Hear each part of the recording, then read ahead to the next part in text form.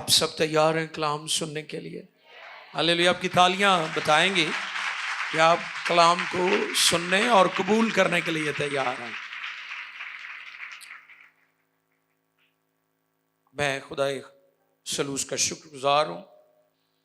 आज का टॉपिक है खून कफारा देता है। खून कफारा देता है। इसके लिए जो आयत मुकद्दस है, जो की वर्ड्स है, अहबार 17 बाब है। पुराने अहदनामा में से अहबार की किताब है और उसका 17 बाब है और उसकी 11वीं आयत मुकद्दसा को हम तिलावत करेंगे। पुराने अहदनामा में से अहबार की किताब है और उसका 17 बाब है, चैप्टर नंबर 17 है और उसकी 11वीं आयत वर्स 11 जो है उसको हम तिलावत करेंगे। क्योंकि जिस्म की जान खून में है। ऐसे जी, क्योंकि जिस्म की जान खून में है और मैंने मज़बा पर तुम्हारी जानों की कफारा के लिए जानों के कफारा के लिए उसे तुमको दिया है कि उससे तुम्हारी जानों के लिए कफारा हो क्योंकि जान रखने ही के सबब से खून कफारा देता है। पाक कलाम के पढ़े, सुने, समझे और कबूल किए जाने पर खुदा उनकी बरकत। आमीन। बिग आमीन होना चाहिए। आमीन। आज का टॉपिक क्या है? मेरी बहनों को समझ आ गई, मेरे भरावां नहीं आई समझ। एडे भी संजीदा ना हो कि तुसी बोलो भी ना। क्या टॉपिक है जी आज का? हाँ, ये क्लास है एक। मैं नहीं चाहता हूँ आप ऐसे बैठ के चले जाएं तो जे घर वाले पूछन की सीखिया सी, वजी वो तो ख्याल किते होर गए होए सन। इवें दे ख्यालों च ना पाओ, ठीक है, कि तुहानू पता ही ना हो कि गल की हो रही है। आज का टॉपिक क्या है? खून कफारा देता है। बनी इस्राइल को खुदा ने कुर्बानियों का एक सिस्टम दिया था और बड़ा जबरदस्त सिस्टम था वो, कि जब इंसान गलती करता, खता करता, कोताही करता तो मुआफी के लिए बहुत सारी कुर्बानियां जो शरीयत के मुताबिक गुजरानी जाती थी, उन कुर्बानियों से इंसान को वक्ती तौर पर, आर्जी तौर पर मुआफी मिल जाती थी और वो बड़े खुश होते थे कि अब हमें मुआफी मिल गई है। लेकिन अगर वो दोबारा गलती करते तो फिर उन्हें कुर्बानी की जरूरत होती थी। यह सिलसिला चलता रहा और जब ये पैगाम मेरे सामने था आज, खून कफारा देता है, तो ये बात मेरे सामने आ रही थी कि खून और मुआफी लाज़िम मलज़ूम है। क्योंकि जब हम पाक कलाम में पढ़ते हैं, इब्रानियों के खत का मुसन्निफ इसके बारे में हमें बताता है कि बगैर खून बहाए मुआफी नहीं है। खून बहाए बगैर मुआफी नहीं मिल सकती। इसलिए खून मुआफी लाजिम मलजूम है, जुड़े हुए एक दूसरे के साथ। और जब यह पैगाम मेरे सामने था तो यह बात भी मेरे सामने आ रही थी कि खून में कितनी कुव्वत और कुदरत है कि वो शख्स जो खुदा के हुजूर से खारिज किया हुआ है, सजा के लायक है, नफरत के लायक है, खून और कफारा उसे खुदा के सामने खड़ा कर देता था। यह बड़ी बात थी कि ऐसा शख्स जो सजा का मुस्तहिक है, वाजिब है उसे सजा दी जाए। जब कुर्बानी गुजरानी जाती, वही शख्स खुदा के हुजूर खड़े होने का उसे एहसास मिल जाता था, वो खुदा के सामने खड़ा हो सकता था। ये हैरानी की बात थी। तो खून के बारे में ये बात मेरे सामने आ रही थी कि खून जो है उसकी क्या बात है। और फिर इस आयत में जो लिखा है ना कि खून के अंदर इंसान की जान है, 11वीं आयत को दोबारा देखें। क्योंकि जिस्म की जान खून में है और मैंने मज़बा पर। बहुत शुक्रिया। किसमें है जी? ताड़ी जान ताड़े खून से। ताड़ा जड़ा जिस्म नजर आ रहा है ना, यानी जैसे हमने खून और माफी के बारे में सुना कि लाजिम व मलजूम है, इसी तरह जिस्म और खून जो है वो भी लाजिम व मलजूम है। क्योंकि अगर किसी का एक्सीडेंट हो जाए और उसका बहुत ज्यादा खून बह जाए तो बंदे की डेथ हो जाती है, उसका बदन किसी काम का नहीं रह जाता, उसका जिस्म किसी जान काम का नहीं रह जाता, क्योंकि जिस्म की जान जो है। अब साइंस ने इस पर बड़ी तहकीक की और यह भी हैरानी की बात है कि वो बात जो खुदा ने अपने कलाम में हजारों सालों पहले कह दी थी, साइंस ने आज उसको माइक्रोस्कोप के जरिया से और बड़ी तहकीक के बाद, बड़ी जदोजहद के बाद ये अंदाजा लगाया कि ओ यस, इंसान की जो जिंदगी है वो खून के अंदर है। और चंद एक बातें खून के मुतालिक जो है आप नोट फरमा लें, ये जरूरी है।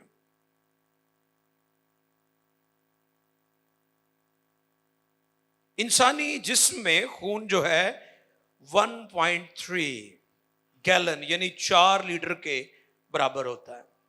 आपको पता होना चाहिए, कईयां दा घट हुंदा, कईयां दा वध हुंदा, लेकिन इसके करीब करीब होता है। कईयां दी एचबी बहुत अच्छी हुंदी, कई तो बेचारे सुक्कियां रोटियां खा के भी एचबी सैट कर लेंदे ने, ते कईयां नूं बड़ा कुछ खवाया जाता लेकिन शक्ल उन्हां दी मूंगी दी दाल वर्गी रहिंदी है, वो पीली हुंदी है ना। मैंने कहा थोड़ा स्माइल भी होना चाहिए ना। और फिर इसमें खून के अंदर 3 चीजें होती हैं, नोट फरमा लें। रेड सेल 40% होते हैं और फिर व्हाइट सेल बहुत थोड़े होते हैं, लेकिन काम उनका बहुत बड़ा है। ये फौज की तरह होते हैं। जैसे फौज, कोई दूसरा मुल्क किसी मुल्क पर हमला करे तो फौज फौरन मुतहर्रक हो जाती है उनका दिफा करने और उन पर अटैक करने के लिए। जो हमारे खून के अंदर वाइट सेल्स हैं वो भी यही काम करते हैं। कोई इन्फेक्शन आ जाए, कोई बीमारी आ जाए तो फौरन ये एक्टिव हो जाते हैं। और जो तीसरा एलिमेंट है हमारे खून के अंदर वो प्लाज्मा है।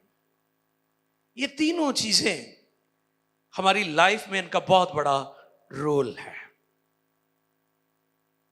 जैसा कि हमने कलाम खुदा में से इस बात को सुना, क्योंकि जिस्म की जान खून में है, क्योंकि जिस्म की जान खून में है। रेड सेल ऑक्सीजन का काम करते हैं, ऑक्सीजन लेते हैं। और प्लाज्मा की जो मिकदार होती है हमारे खून में वो 55% होती है। और ये खून को एक से दूसरी जगह पर यानी उसको मुंतकिल करता है।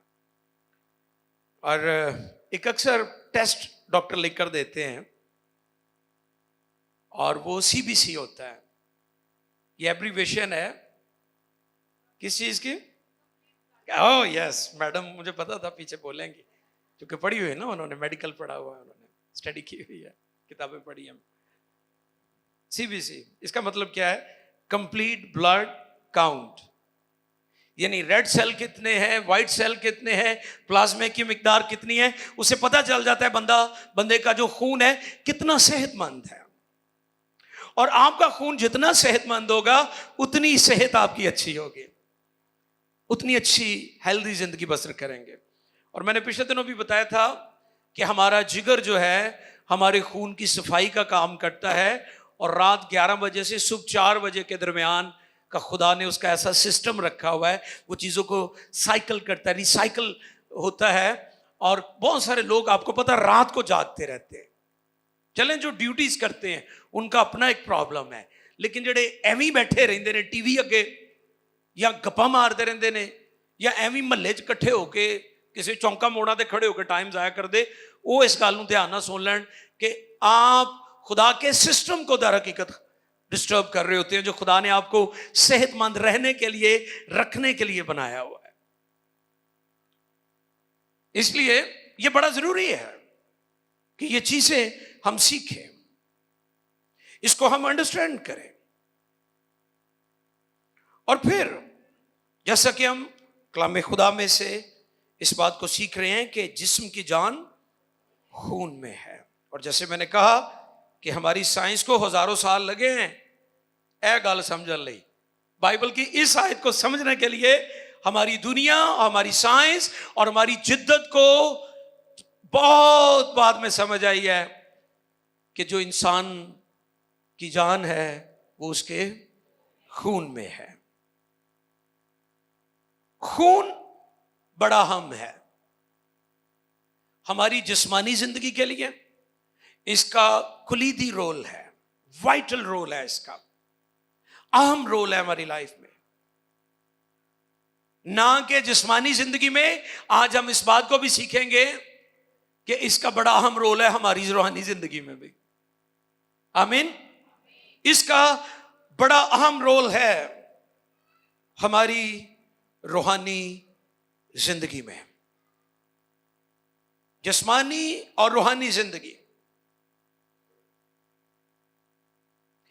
जब तक आपका खून रवां दवा है, आपकी जिस्मानी जिंदगी भी रवां दवा है।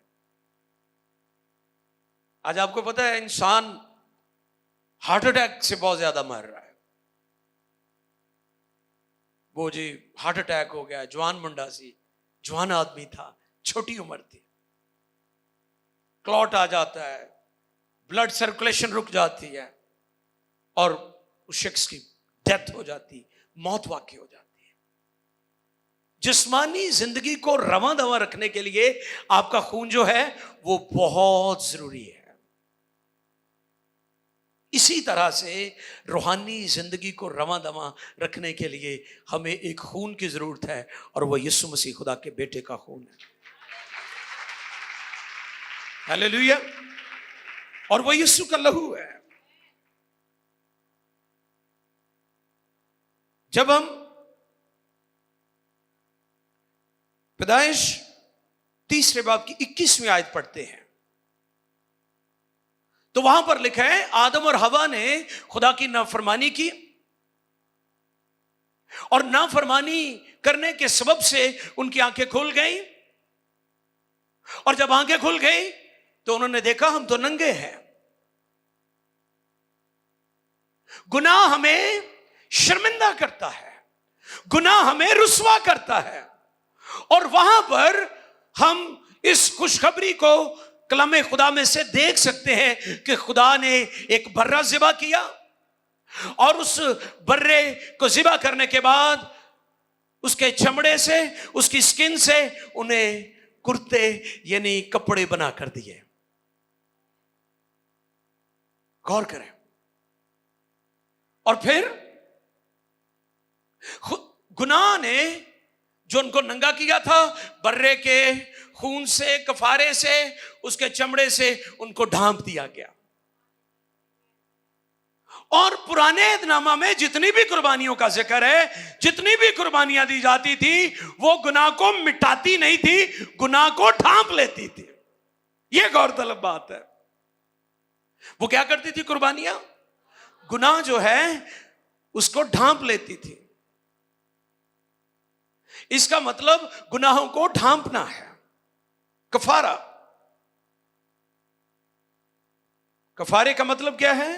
ढांपना। इब्रानी लफ्ज कुफर से निकला है और इंग्लिश वर्ड जो है अटॉनमेंट है, कफारा। और वो कुर्बानियां जो मूसवी शरीयत के मुताबिक गुजरानी जाती थी, वो गुनाहों की आर्जी और वक्ती मुआफी थी। वो खून जो पुराने अहदनामा में हमें मिलता है, उससे आर्जी मुआफी मिलती थी। जब हम खरूज 12वें बाब की 1 से 13वीं आयत पढ़ें, इसको नोट कर लें, घरों में जाकर पढ़िएगा। ये वो रात है जब बनी इस्राइल मिस्र की गुलामी से निकले थे, और ये वो दिन है जिस दिन उन्होंने अपने घर के पीछे यकसाला नर बर्रा ज़िबा किया और उसे ज़िबा करने के बाद अपने घर की चौखटों पर उसके खून को लगाया था। उस रात जब पूरे मिस्र के अंदर मातम था, आहो नाला था, खौफ था, और ये बहुत खौफनाक सूरत हाल थी। और आपको पता है फिरौन बहुत जिद्दी था, वो बनी इस्राएल को आजाद नहीं करना चाहता था।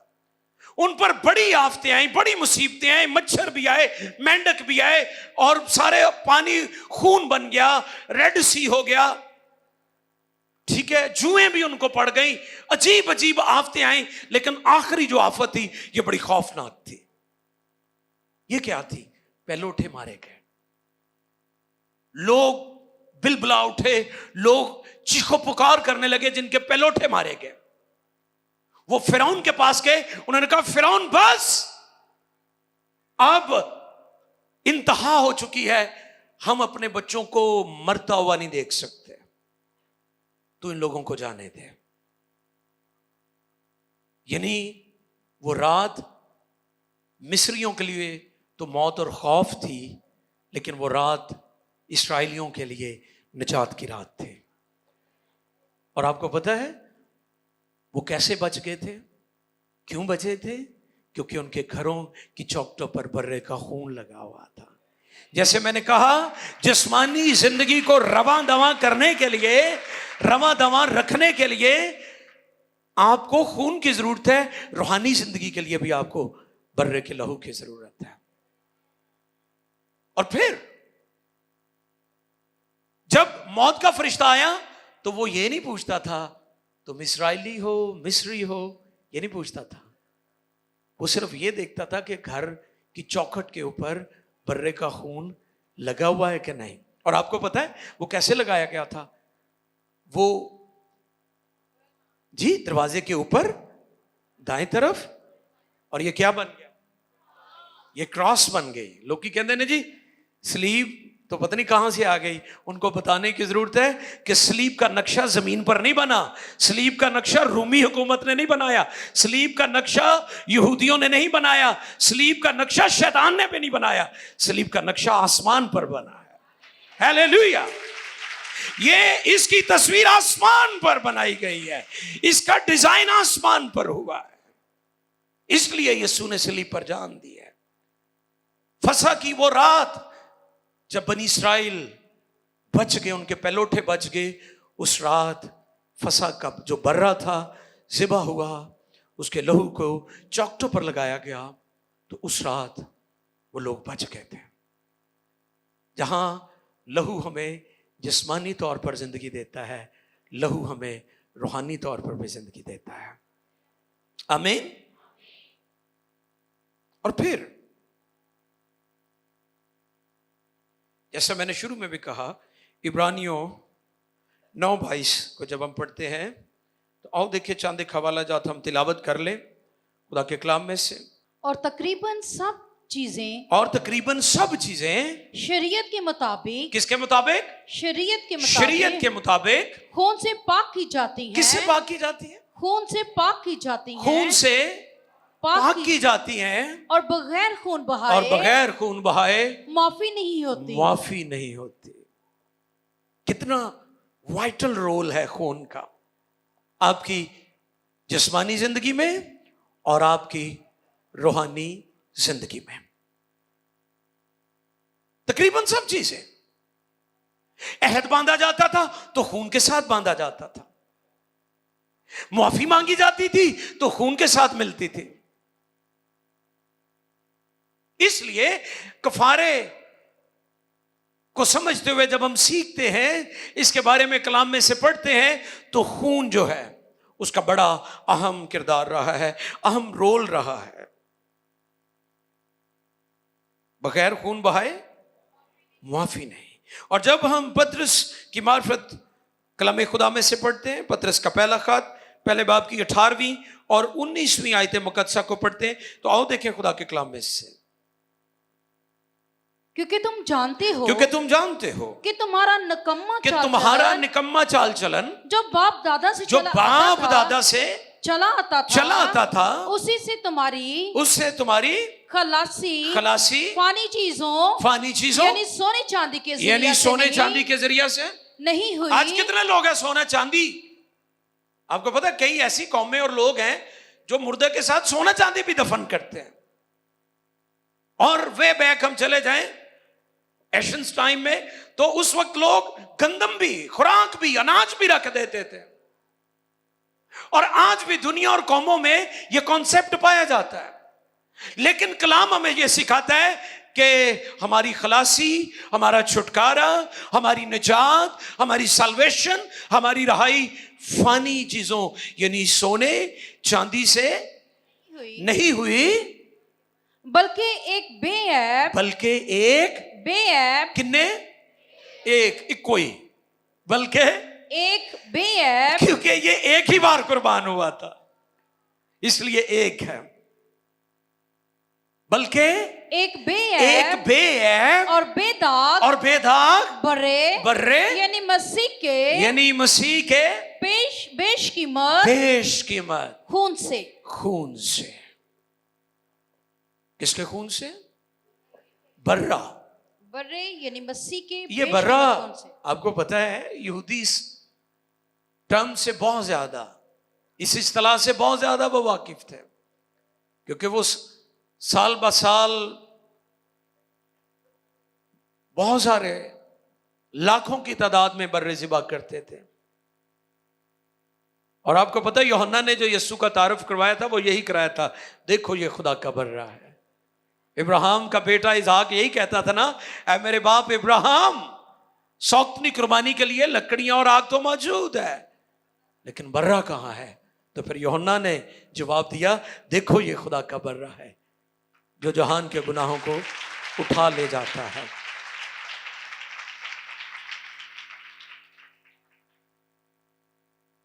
बनी इस्राएल की कुर्बानियां कहां पर गुजरानी जाती थी? मज़बा के ऊपर। इब्रानी लफ्ज मज़ब्याह, ऑल्टर। हम रूहानी टर्म में चर्च में जहां पास्टर खड़ा होकर कलाम सुनाता है उसे भी हम ऑल्टर कहते हैं, उसे भी हम मज़बा कहते हैं, क्योंकि ये वो जगह होती है जहां से खुदा का खादम, खुदा के हुज़ूर शुक्रगुजारी और आपके हदिये और आप की जो भी शुक्रगुजारियां होती हैं वो पेश की जाती हैं।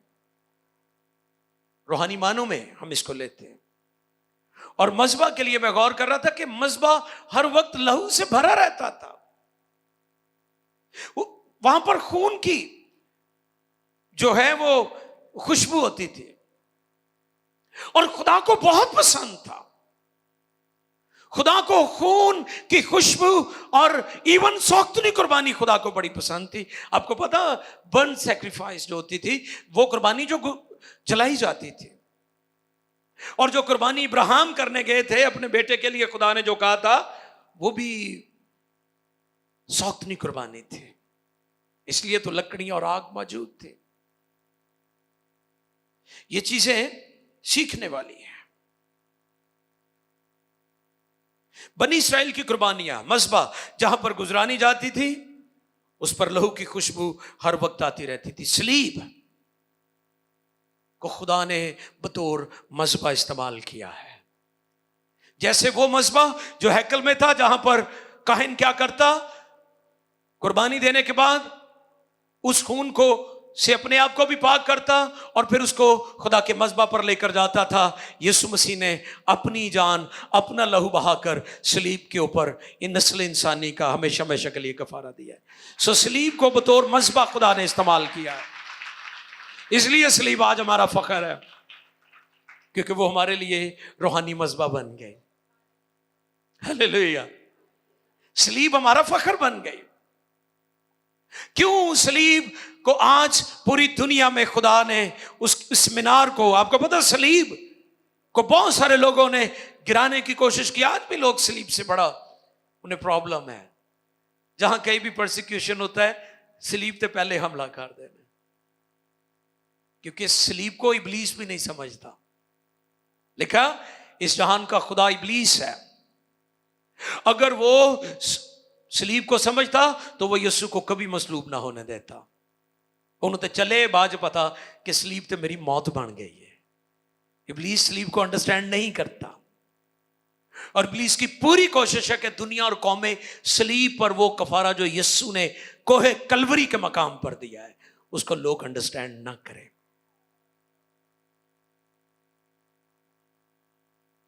और फिर हम इस बात को सीख सकते हैं कि सलीब और कफारे ने खुदा और इंसान के दरमियान जो जुदाई थी, यसाया 59:2 में लिखा है। आइए देखें, इस आयत को तिलावत कर दीजिएगा। यसाया नबी की मार्फत खुदा का कलाम 59 बाब है, दूसरी आयत मुकद्दसा को हम पढ़ेंगे। यसाया नबी की मार्फत खुदा का कलाम 59 बाब और उसकी दूसरी आयत। बल्कि तुम्हारी बदकिरदारी ने और तुम्हारे खुदा के दरमियान जुदाई कर दी। क्या कर दी है जी? जुदाई कर दी, सेपरेशन कर दी, सेपरेट कर दिया। एक दूसरे सेपरेटर लगा हुआ है, वो उधर है, वो उधर है।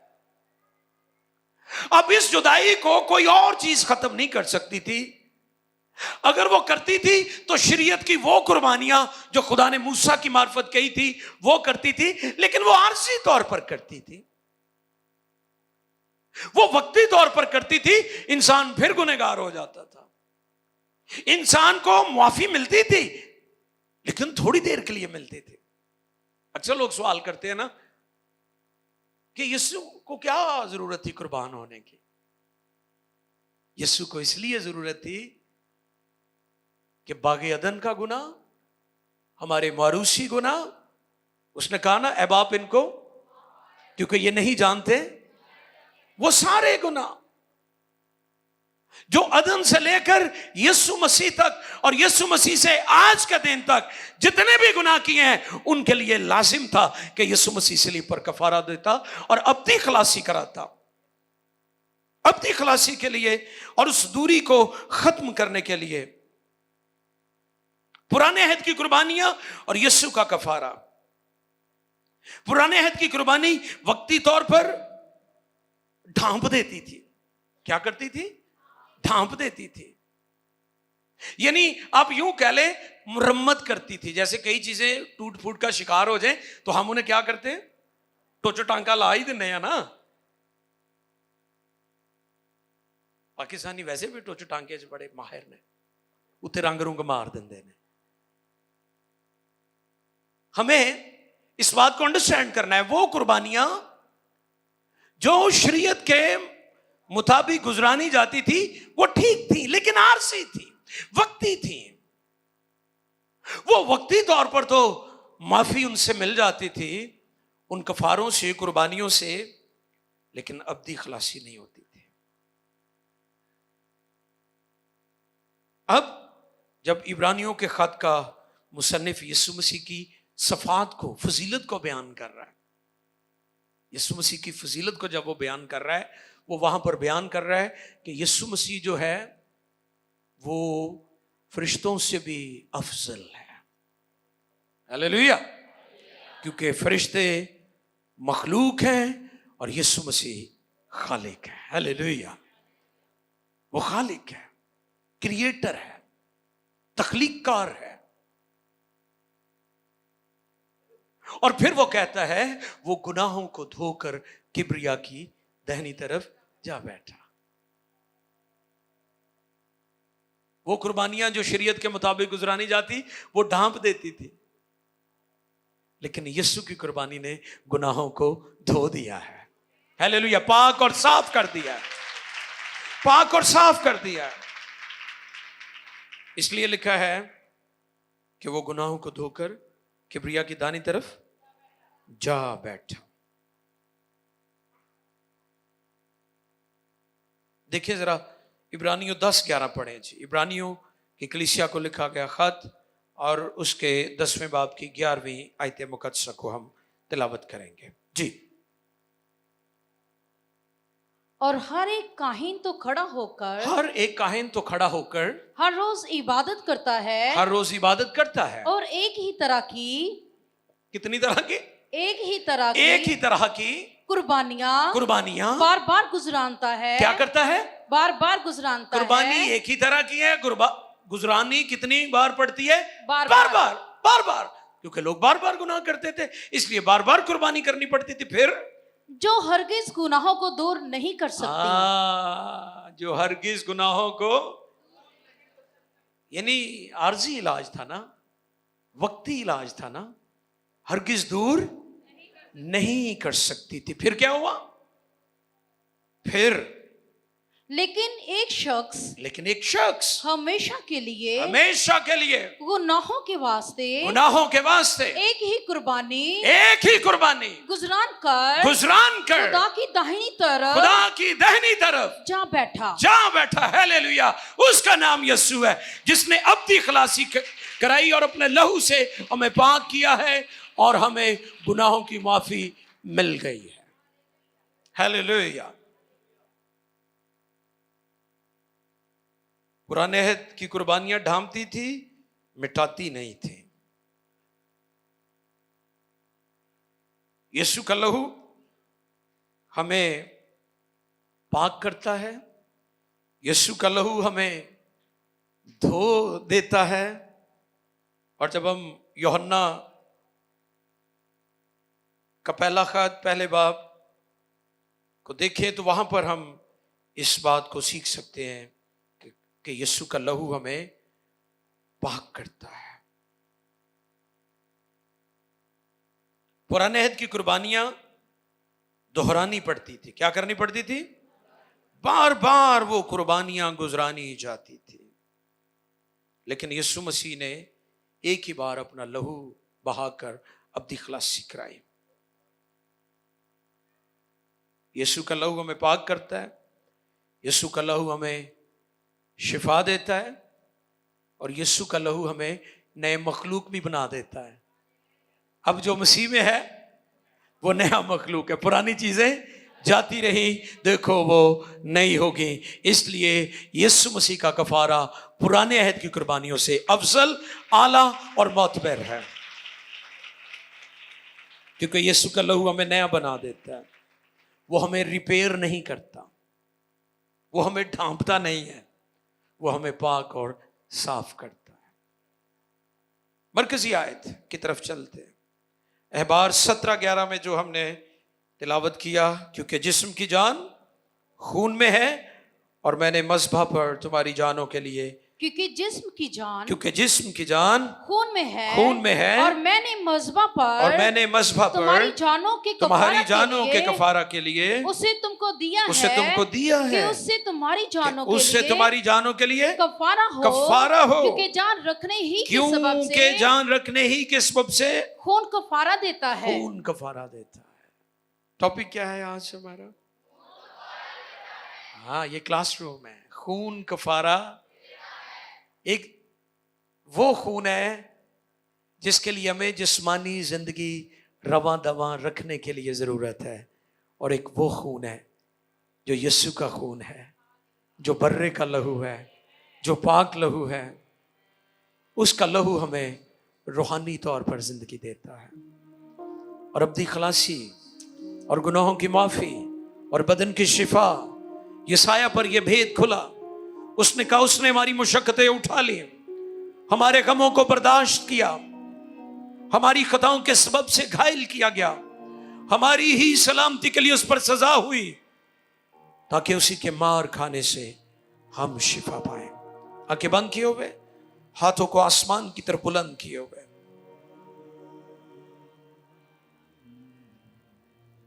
दुआ में चल में गुजारें। उसके बाद भाई गीत गाएंगे और हम दुआ में कुछ वक्त गुजारेंगे।